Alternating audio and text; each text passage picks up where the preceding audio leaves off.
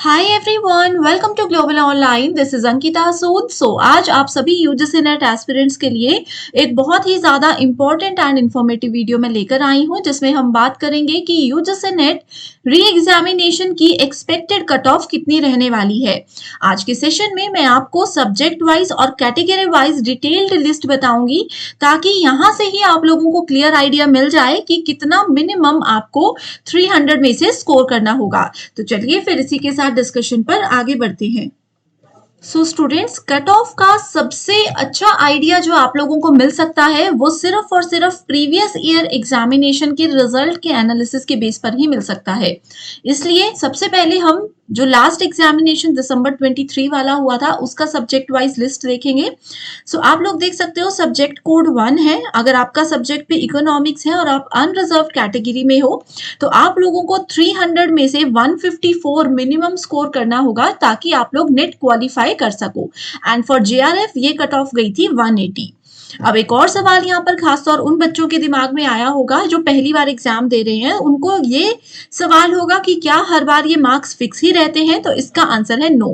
Cut off कई बार थोड़ी सी ज्यादा हो जाती है, कई बार थोड़ी सी कम हो जाती है। इस चीज को और क्लियर करने के लिए देखिए स्टूडेंट्स, मैं आपके लिए ये है जून 23 एग्जामिनेशन की कट ऑफ लिस्ट। जून 23 में इकोनॉमिक्स अनरिजर्व में जेआरएफ की कट ऑफ 188 गई थी, और यहां पर आप देखिए जेआरएफ की कट ऑफ दिसंबर में 180 गई थी।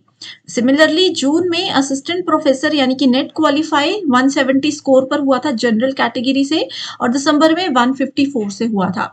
तो यहां से स्टूडेंट जरूर आप लोगों को एक क्लियर आइडिया मिल रहा होगा कि कट ऑफ जो है वो थोड़ा बहुत ऊपर नीचे होती रहती है। तो आप सभी स्टूडेंट्स को एक एवरेज रेशियो, एवरेज थोड़ा सा मैं बताती हूँ। जैसे मान लीजिए आप इकोनॉमिक अनरिजर्व कैटेगरी से हो तो आपका टारगेट ये होना चाहिए कि कम से कम 180 से 190 के बीच में आप लोगों का स्कोर हो। अगर 200 प्लस होता है फिर तो गारंटीड है कि आप लोगों का जेआरएफ क्वालिफाई हो ही जाएगा फॉर जनरल कैटेगरी।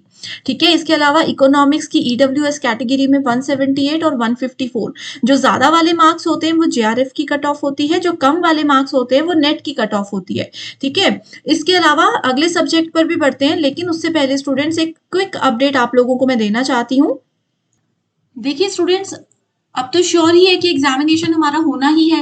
अभी भी अगर पेपर 1 की रिवीजन आपके अच्छे से नहीं हुई है तो उसके लिए क्विक रिवीजन सीरीज में लेकर आई हूँ, जहां पर आपको यूनिट वाइज क्वेश्चंस मिलेंगे। हर एक यूनिट में आपको 500 क्वेश्चंस मिलेंगे, लेकिन समय कम है तो 500 क्वेश्चन पढ़ने की जरूरत नहीं है।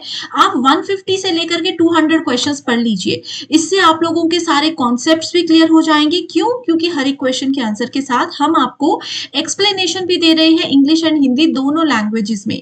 आप सभी स्टूडेंट्स अगर ये क्वेश्चंस पढ़ लेते हो, हर एक यूनिट के 150 से 200 क्वेश्चंस अभी भी पढ़ लेते हो, तो गारंटी है कि पेपर 1 में आप सब 80 प्लस स्कोर कर पाओगे। क्योंकि जो भी क्वेश्चंस हैं ये मोस्ट एक्सपेक्टेड है, प्रीवियस ईयर एग्जामिनेशन को एनालाइज करके बनाए गए हैं एंड एग्जामिनेशन के डिफिकल्टी लेवल के हिसाब से ही बनाए गए हैं। तो आपको इसकी पूरी जानकारी चाहिए तो गिवन व्हाट्सएप नंबर्स पर आसानी से कॉन्टैक्ट कर सकते हो। इसी के साथ फिर हम अगले सब्जेक्ट पर बढ़ते हैं, दिसंबर से ही स्टार्ट करेंगे। ओके, तो वैसे ही देखिए आप सेकंड सब्जेक्ट है पॉलिटिकल साइंस। अनरिजर्व में 190 नेट की कट ऑफ गई थी और 216 जो है वो जेआरएफ की कट ऑफ गई थी। सिमिलरली पॉलिटिकल साइंस का भी इसके साथ कंपैरिजन कर ही लेते हैं जून 23 का, तो ये परसेंटाइल में है। अब यहाँ पर एक और सवाल बच्चों के माइंड में आ गया कि ये 99 परसेंटाइल है, यहाँ पर मार्क्स दिए हैं, ऐसा क्यों? तो देखिए स्टूडेंट्स, जून 23 में पॉलिटिकल साइंस का जो एग्जामिनेशन है वो मल्टीपल शिफ्ट्स में हुआ था, यानी कि मॉर्निंग में भी हुआ था और इवनिंग में भी हुआ था। तो 2 शिफ्ट्स में अगर सेम एग्जाम कंडक्ट होता है तो उसका रिजल्ट परसेंटाइल में आता है। ठीक है, लेकिन दिसंबर में एक ही शिफ्ट में हुआ था तो डायरेक्ट इसका इस तरीके से स्कोर आया था। तो ओवरऑल मैं ये कहती हूँ, देखिए जनरल कैटेगरी की पॉलिटिकल साइंस की कट ऑफ बहुत हाई गई थी, 216 नंबर, है ना। तो आप भी अगर इसी कैटेगरी से हो, यही आपका सब्जेक्ट है, तो आप देख लीजिए 300 में आपका टारगेट स्कोर कितना होना चाहिए। ठीक है, हर एक कैटेगरी की लिस्ट है यहाँ पर। एक चीज और स्टूडेंट्स मैं आप लोगों को क्लियर करना चाहती हूँ। देखिए जो भी स्टूडेंट्स हैं, ये देखिए 210 नंबर है। ठीक है, तो जेआरएफ अगर आपका टारगेट है तो बहुत अच्छे से मेहनत करते रहिए। री एग्जाम में तो कम टाइम है, इसमें भी तैयारी करते रहिए। अगर नहीं हो पाता है तो दिसंबर 2024 एग्जाम के लिए आपको जरूर फोकस करना है। जेआरएफ अगर आपका टारगेट है तो कम से कम आपको 200 नंबर मिनिमम है और आप 210 अगर स्कोर कर जाते हो आउट ऑफ 300 फिर तो गारंटी आपका सिलेक्शन हो जाएगा। और उसके अलावा नेट की कट ऑफ तो थोड़ी सी कम जाती है, फिर भी 180 प्लस आपको स्कोर करना है टू क्वालिफाई नेट एग्जामिनेशन। ठीक है, ये देखिए हिस्ट्री की कट ऑफ भी आप देख सकते हो 158, एससी कैटेगरी है ये, जनरल की 182 और 204 है आपकी जीआरएफ की। तो इस बार कट ऑफ हाई रहेगी या लो रहेगी वो डिपेंड करता है एग्जामिनेशन के डिफिकल्टी लेवल पर। ठीक है, आपको क्या लगता है कि कट ऑफ हाई जाएगी या फिर लो जाएगी? अभी मेरा तो ये है कि एक बार एग्जामिनेशन स्टार्ट हो जाए, शिफ्ट 1 जो है वो शिफ्ट 1 अगर एक बार हो जाएगी वहीं से आइडिया मिल जाएगा कि पेपर का लेवल क्या रह रहा है, ईजी रह रहा है या फिर डिफिकल्ट रह रहा है। ठीक है, तो मैं स्टूडेंट्स इसी के साथ उम्मीद कर रही हूँ कि काफ़ी चीज़ें आपकी क्लियर हो चुकी होंगी। ओके, हर कैटेगरी का है, यहाँ पर आप किसी भी सब्जेक्ट में अपनी कैटेगरी देख लीजिए और उसके आसपास का स्कोर अपना एक टारगेट स्कोर मान लीजिए, तभी कहीं जाकर आपका एग्जाम क्वालिफाई होगा।